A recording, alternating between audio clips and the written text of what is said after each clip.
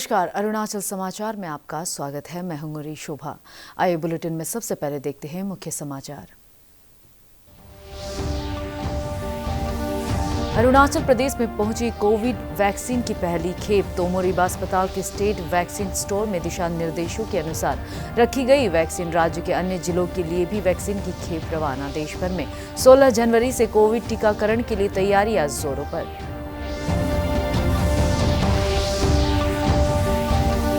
राज्य के स्वास्थ्य मंत्री आलो लिबांग ने अपर सियांग जिले के तुतिंग अंचल में चल रही विकास परियोजनाओं का किया निरीक्षण। क्षेत्र के त्वरित विकास के लिए परियोजना एजेंसियों को समय पर सड़क परियोजनाओं को पूरा करने का दिया निर्देश।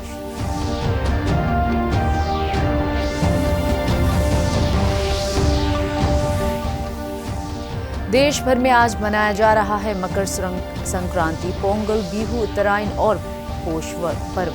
राज्यपाल डॉक्टर बी.डी. मिश्रा और मुख्यमंत्री पेमा खांडू ने प्रदेशवासियों को मकर संक्रांति, बिहू और पोंगल की शुभकामनाएं देते हुए सुख, शांति और समृद्धि की कामना।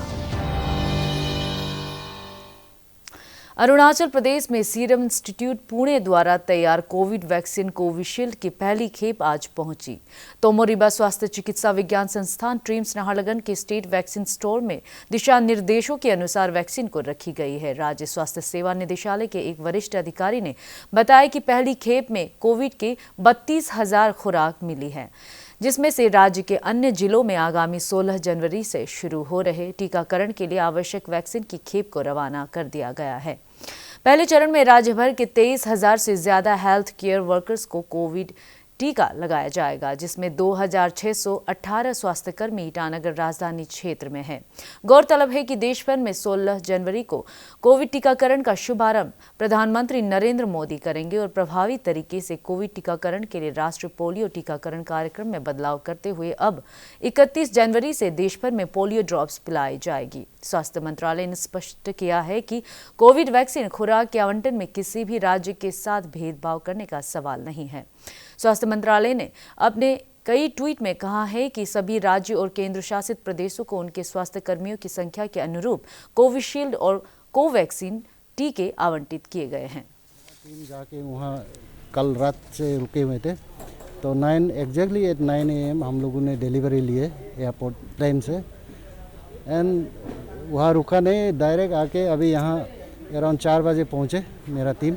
तो अभी आप लोग देख रहे हैं यहाँ अभी डिस्ट्रीब्यूशन के लिए बंडलिंग कर रहे हैं, पैकेजिंग रीपैकेजिंग कर रहे हैं। तो 32,000 डोजेस आए हैं, मतलब 3,200 ये माने वाइल्स। We have started already dispatching to the districts. Already 3 districts have left.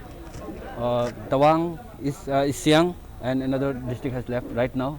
And by night at 9 tonight, every district will be dispatched from here. It is healthcare workers. All the healthcare workers we have registered, and it is in the portal. We have 23,505 healthcare workers registered. So they will be the first beneficiaries of this exercise. Okay, so when we do expect? देश भर में कोविड-19 से स्वस्थ होने की दर और बढ़कर 96.52% हो गई है। पिछले 24 घंटे में इस महामारी के 16,946 नए मामले दर्ज किए गए और 17,500 से अधिक कोविड रोगी स्वस्थ हुए हैं। इस समय देश में इलाज करा रहे कोविड रोगियों की संख्या 2,13,000 है। पिछले 24 घंटों में देश भर में कोरोना से 198 मौत हुई है। इधर अरुणाचल प्रदेश में बुधवार को कोविड संक्रमण का एक मामला दर्ज किया गया और 4 रोगी स्वस्थ हुए। प्रदेश में कोविड के सक्रिय मामलों की संख्या घटकर 58 रह गई है और कोविड रिकवरी दर बढ़कर 99.32% हो गई है। उधर Indian council of medical research ICMR के साइंटिस्ट डॉक्टर समीरन पंडा ने कहा है कि कोवैक्सीन और कोविशील्ड दोनों सुरक्षित हैं। उन्होंने लोगों से देश में कोविड वैक्सीन को लेकर फैलाई जा रही अफवाहों पर ध्यान न देने की अपील की। Doubt or there should not be an iota of pessimism or apprehension in terms of the safety. Both the vaccines have been found to be safe enough to be taken. So if you tell me when are you going to get your shot, I will say I will wait for my call. Whatever is allotted to me, I will take it. because both are not only safe but also immunogenic, and both have received from the highest regulatory authority in India, which is DCGI, Drug Controller General of India, have received the emergency use authorization. So I would say that there is no need for any anxiety, fear, hesitation around vaccine administration. So people should feel safe, and there should not be any rumors going around, and everybody should feel encouraged to take it. राज्य के स्वास्थ्य मंत्री आलो लिबांग ने अपर सियांग जिले के Tuting circle के जीदो Paling PMGSY सड़क परियोजना का निरीक्षण कर परियोजना एजेंसियों से समय पर गुणवत्ता के साथ कार्य को पूरा करने का निर्देश दिया। उन्होंने कहा कि क्षेत्र के विकास के लिए सड़क परियोजनाओं को त्वरित गति से पूरा करना जरूरी है ताकि स्थानीय कृषि और बागवानी उत्पादों को नगरीय क्षेत्र में समय पर पहुंचाया जा सके।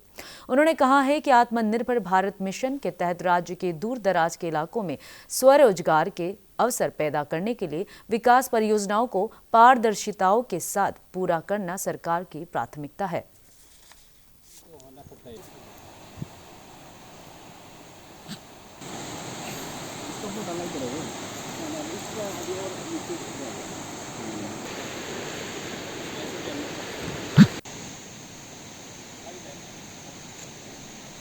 ये PMGY रूट है और ये रूट यहाँ से जीरो से लेके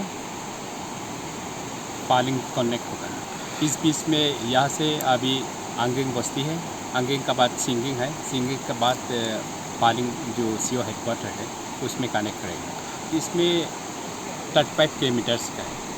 ये काम ये स्टार्ट हुआ है लास्ट ईयर से अभी एक साल नहीं हुआ है, तो कंप्लीशन टू 2022।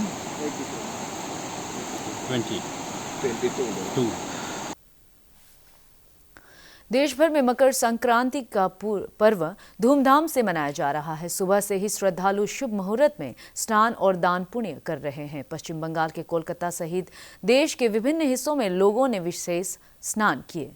आज के दिन सूर्य मकर राशि में प्रवेश करता है, इसलिए इसे मकर संक्रांति कहा जाता है। राष्ट्रपति रामनाथ कोविंद और उपराष्ट्रपति वेंकैया नायडू ने देशवासियों को मकर संक्रांति, पोंगल, बिहू, उत्तरायण और पोष पर्व के अवसर पर बधाई दी है। एक ट्वीट संदेश में राष्ट्रपति रामनाथ कोविंद ने कामना की कि ये पर्व समाज में प्रेम, स्नेह और सौहार्द के बंधन मजबूत करेंगे और देश में समृद्धि और प्रसन्नता लेकर आएंगे। उपराष्ट्रपति वेंकैया नायडू ने कहा कि ये सभी त्योहार देश की विविधता के लिए जाने जाते हैं और अच्छी फसल तथा प्रकृति की उदारता के प्रतीक है। प्रधानमंत्री नरेंद्र मोदी ने इन सभी पर्वों पर दुनिया भर के लिए खुशी और अच्छे स्वास्थ्य की कामना की है। अरुणाचल प्रदेश के राज्यपाल डॉक्टर BD मिश्रा और मुख्यमंत्री पेमा खांडू ने भी प्रदेशवासियों को मकर संक्रांति, पोंगल, बिहू और उत्तरायण पर्व की शुभकामनाएं देते हुए राज्य में सुख, शांति और समृद्धि की कामना की है। अरुणाचल प्रदेश के परशुराम कुंड में मकर संक्रांति पर लगने वाले मेले में बड़ी संख्या में श्रद्धालु पवित्र परशुराम कुंड में डुबकी लगा रहे हैं और मंदिर में पूजा अर्चना कर रहे हैं। इधर असम में भोगाली बिहू पारंपरिक हर्षोल्लास के साथ मनाया जा रहा है। भोगाली बिहू असम का कृषि आधारित पर्व जो प्रत्येक वर्ष माघ महीने में मनाया जाता है। त्योहार की शुरुआत प्रातःकाल मेजी जलाने से शुरू होती है और लोग एक दूसरे को बिहू की शुभकामनाएं देते और बड़ों का आशीर्वाद लेते हैं। इस दिन सबके घरों में विशेष पकवान तैयार किए जाते और वे एक दूसरे को स्नेह के साथ खिलाते हैं।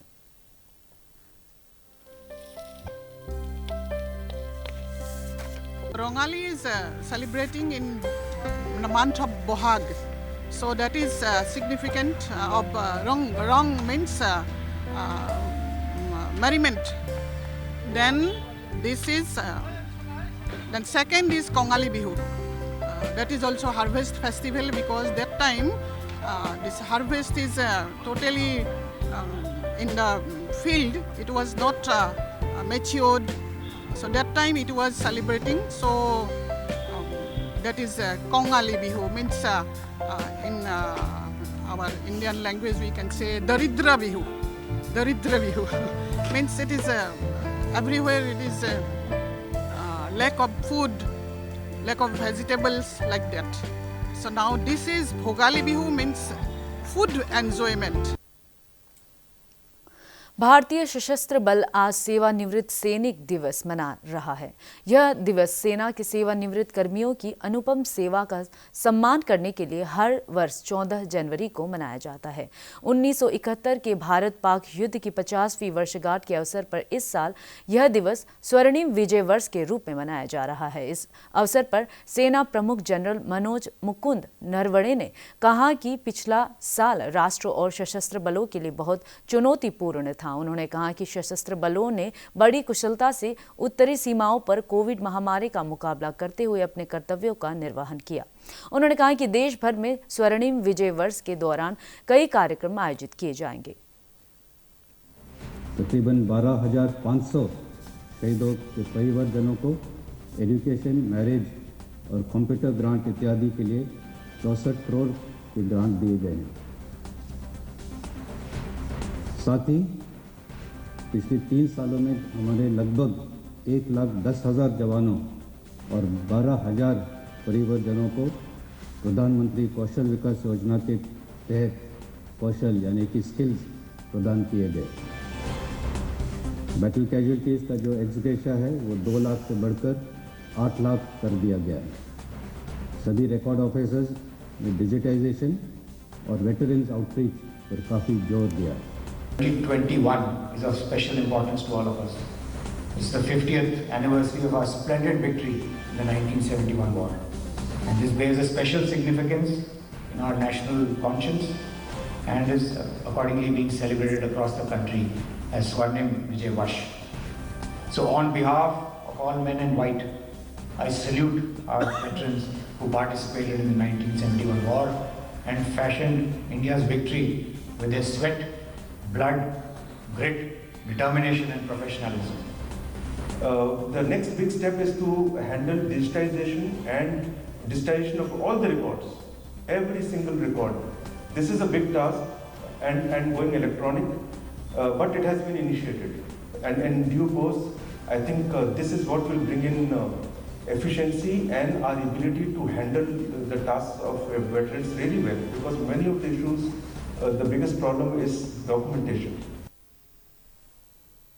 डोनाल्ड ट्रंप 2 बार महाभियोग का सामना करने वाले अमेरिका के पहले राष्ट्रपति बन गए हैं। अमेरिकी संसद पर पिछले हफ्ते हुए भीड़ को हमले के लिए उकसाने के आरोप में संसद के निचले सदन हाउस ऑफ रिप्रेजेंटेटिव ने कल ट्रंप पर महाभियोग चलाने के पक्ष में वोट दिया। महाभियोग प्रस्ताव के पक्ष में 232 और विरोध में 197 वोट पड़े।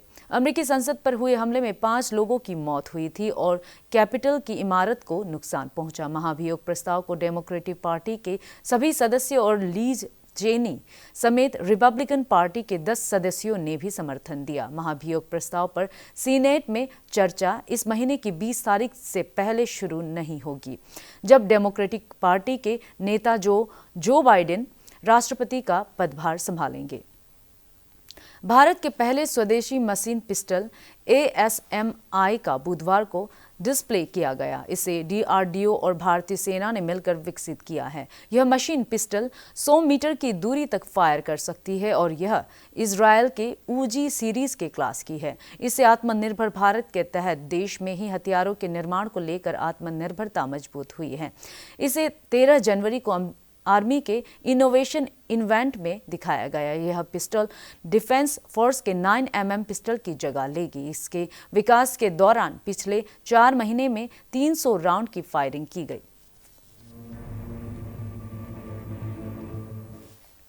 सागाली सर्कल क्रिकेट क्लब ने पहले Papum Pare T20 super league cricket प्रतियोगिता का खिताब जीत लिया है। कल दोईमुख में खेले गए प्रतियोगिता के फाइनल मैच में सागाली सर्कल क्रिकेट क्लब ने बालीजान क्रिकेट एसोसिएशन को 59 रनों से हराया है। पहले बैटिंग करते हुए सागाली सर्कल क्रिकेट क्लब ने निर्धारित 20 ओवर में 7 विकेट पर 128 रन बनाए, जिसके जवाब में बालीजान क्रिकेट एसोसिएशन की टीम 15 ओवर में ही 60 रन बनाकर आउट हो गई।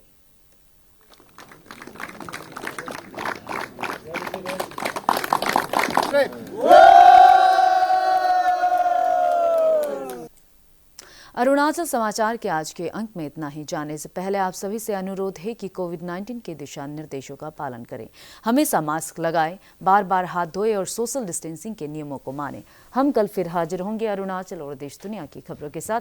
चलते चलते आपको बता दें, आप अरुणाचल समाचार हमारे YouTube channel DD news Arunachal पर भी देख सकते हैं। देखते रहिए अरुण प्रभा। नमस्कार।